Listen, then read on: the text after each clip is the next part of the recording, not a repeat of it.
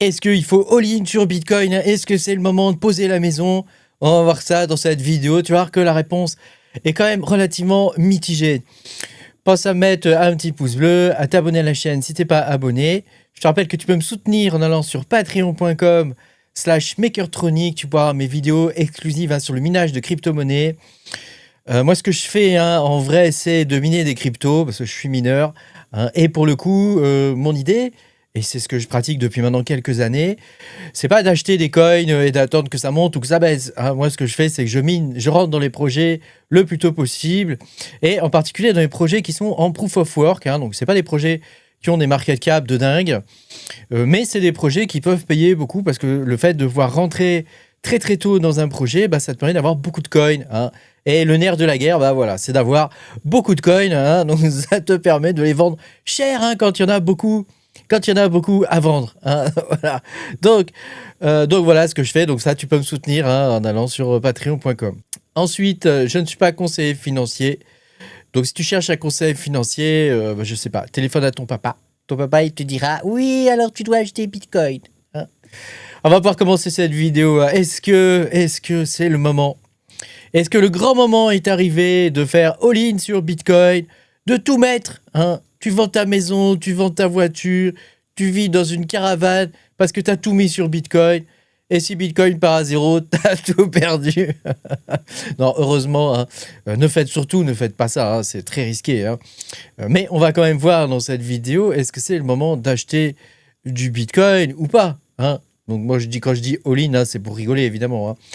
Donc, est-ce que c'est le moment d'acheter du Bitcoin ou pas? Alors, tu sais qu'il faut toujours acheter dans le sang et la peur. C'est les moments les plus intéressants pour acheter. Et actuellement, on est quand même dans un moment donné où il y a du sang et de la peur. Puisque je crois qu'on a même fait un 5 en Fear and Greed. Je crois que j'ai jamais vu 5. Jamais j'ai vu 5. De vraiment une peur extrême, plus qu'extrême là. Puisque 5, c'est quand même assez terrible. Aujourd'hui, on est à 12, donc il y a du mieux. Mais néanmoins, tu regardes quand même... Attends, je vais enlever ma tête. J'enlève ma tête, voilà. Tu regardes quand même que, tu vois, au niveau de la courbe, on est quand même terriblement bas. On a fait un V. On a fait un V. On va pouvoir confirmer ça, d'ailleurs, aussi sur la courbe du Bitcoin, qui est quasiment la même, en fait, que le Fear and Greed. Donc, tu regardes la courbe du Bitcoin, c'est pareil, tu vois. Ici, on a fait un joli V. On a fait un V, et là, on latéralise depuis. Alors, on a quand même, si tu regardes bien, on a quand même des bas. Ici, tu vois, il y a un bas. Ici, un second bas. On a quand même des bas de plus en plus... je vais essayer de zoomer. On a quand même des bas de plus en plus hauts. Ce qui veut dire qu'on a quand même une petite reprise. On a quand même une petite reprise haussière. Après, il faut quand même faire attention. Les volumes sont extrêmement bas au niveau de Bitcoin. En contexte macroéconomique, on a d'un côté l'inflation qui ralentit. L'inflation des États-Unis qui ralentit, ce qui va affaiblir légèrement quand même le dollar. Mais voilà, aujourd'hui, on est le 16. Donc, les marchés sont fermés aux États-Unis. Aujourd'hui, c'est le President Day, au cas où, je te le dis. Voilà.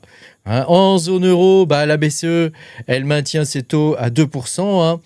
Ça date de la réunion du 5 février dernier, avec une inflation qui serait tombée à 1,7%. Mais oui, bien sûr, 1,7% seulement.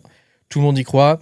Et évidemment, en Asie, la Chine, actuellement, elle est en pause pour le nouvel an lunaire. Donc, ça veut dire qu'en Chine, les marchés sont fermés jusqu'au 23 février. Donc, ça réduit, si tu veux, la demande globale de matières premières et de liquidités. Voilà. Donc, tu as compris qu'en termes de macroéconomie, on est marqué principalement par une tension qui serait attentiste. Voilà. On a de l'autre côté, on a... le yen qui est en train de se renforcer. C'est la fin du carry trade. Carry trade, je te rappelle rapidement ce que c'est pour que tu puisses comprendre. En gros, ce qui se passait, c'est que les hedge funds, les grands fonds, ils achetaient... ils allaient au Japon. Au Japon, tu pouvais emprunter pour des taux extrêmement bas. Donc, tu mettais, par exemple, je prends un exemple débile, mais c'est pour que tu comprennes, $1000 en collatéral. Ça te permettait d'emprunter 10 000 yens. Voilà, je simplifie le truc. Ça te permettait d'emprunter, par exemple, 10 000 yens. Ces 10 000 yens-là, tu allais les mettre sur un truc, par exemple, aux États-Unis à 4%. Et voilà, tu avais une différence de 3%. Voilà, c'est un truc qui tournait bien à partir du moment où bah, la yen n'était pas chère, hein, où tu pouvais avoir la yen pas chère, hein, avec des taux extrêmement bas. Mais comme les taux du Japon sont en train de remonter, bah voilà, c'est un gros problème. Et pour le coup, on est en train d'assister à toutes sortes de mouvements de panique, de masse, mais je te ferai une vidéo sur le sujet. Donc le contexte macroéconomique, tu as compris qu'il est assez particulier. On est en plus en attente d'une résolution entre les États-Unis, entre l'Occident et l'Iran. Hein, on est en train d'attendre une résolution. On ne sait pas trop ce qui va se passer, mais voilà. Donc on est dans une situation macroéconomique assez incertaine. Donc est-ce que dans cette situation-là, est-ce que c'est le moment pour acheter? Moi, j'ai envie de te dire, c'est toujours dans le sang, hein, qu'on achète. Hein. Donc c'est oui, a priori, le contexte macro étant mauvais, ça peut être un moment pour acheter du Bitcoin. Voilà, si on regarde un peu les net flows au niveau des ETF Bitcoin, bah, on peut voir qu'en fait, on latéralise pas mal. Hein. On latéralise pas mal. Alors, on a des pics hein, qui passent au-dessus du milliard. On a des pics en dessous qui descendent rarement quand même, hein, autant que ça ne monte. Hein. Si on regarde, par exemple, les flux entrants et les flux sortants sur ce graphique, bah, on peut voir que, tu vois, il y a quand même une majorité de flux entrants, hein, si on regarde bien le truc. Regarde, ça t'apparaît tout de suite au niveau des yeux. Tu le verras plus tard dans le graphique du dessous. Hein. C'est le nombre de Bitcoin qui existent dans les ETF spot. Et là, je pense que pour le coup, cette fois, c'est flagrant. On peut voir qu'il y a évidemment de plus en plus de Bitcoin dans les ETF spot et que on n'est pas du tout sur quelque chose qui est à la baisse. Hein. Donc, ça signifie qu'actuellement, les grands fonds achètent du Bitcoin. Hein, achètent du Bitcoin. Et que même si on a des fois des sorties, etc., il ne faut pas tomber dans le catastrophisme.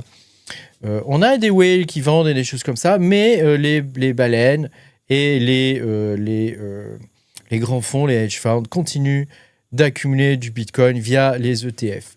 Voilà. Autre news qui peut avoir son poids, c'est Elon Musk, hein, qui est l'homme le plus riche au monde, qui annonce de façon officielle un vrai game changer hein, au niveau de X. Chez X, la plateforme anciennement Twitter, qui pourrait devenir une plateforme de trading. Hein. Donc, il pourrait inclure dans X, du coup, du trading, hein, ce qui permettrait aussi de payer un peu les créateurs de contenu, comme moi, par exemple. Les malheureux créateurs de contenu. Hein.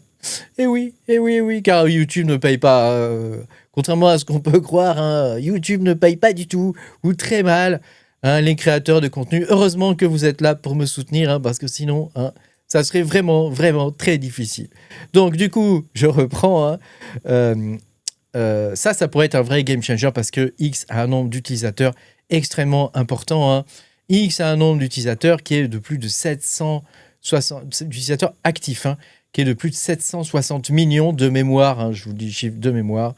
Hein, donc, tu vois que ça pourrait être vraiment vraiment très intéressant et que c'est une news extrêmement bullish. Hein. Ça pourrait dynamiser le marché qui est actuellement quand même en perte de volume, mais je t'expliquais la macro, hein, pourquoi c'était en perte de volume. Par contre, il y a quand même des news assez mauvaises. Hein. Donc là, je t'ai donné la partie bonne. Je vais te donner maintenant la partie mauvaise et après, on essaiera de faire une conclusion pour comprendre un peu est-ce que c'est le moment d'acheter du Bitcoin ou pas. Hein. Est-ce que tu vois ici que la difficulté de Bitcoin est en train de baisser? Alors, les grandes entreprises de minage, actuellement, elles se tournent vers l'intelligence artificielle. Hein. L'intelligence artificielle qui est le nouvel Eldorado informatique. Hein, ça fait depuis maintenant presque 30 ans que le monde vit d'Eldorado informatique.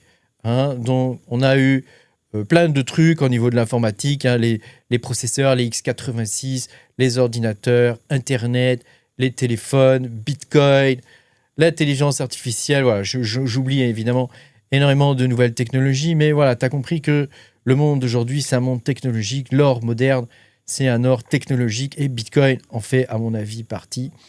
Et pour le coup, le fait que Bitcoin, sa difficulté, bah, elle baisse, hein, ça, c'est un signe. C'est un signe que si tu es un petit mineur, c'est intéressant déjà de miner du Bitcoin, hein, mais c'est aussi un signe que eux, ils se détournent de Bitcoin. Et donc, c'est un aveu, hein, c'est un aveu de faiblesse des mineurs. C'est la capitulation des mineurs hein, qui a lieu déjà maintenant depuis quelques mois. Hein, donc, ça commence à devenir difficile pour eux.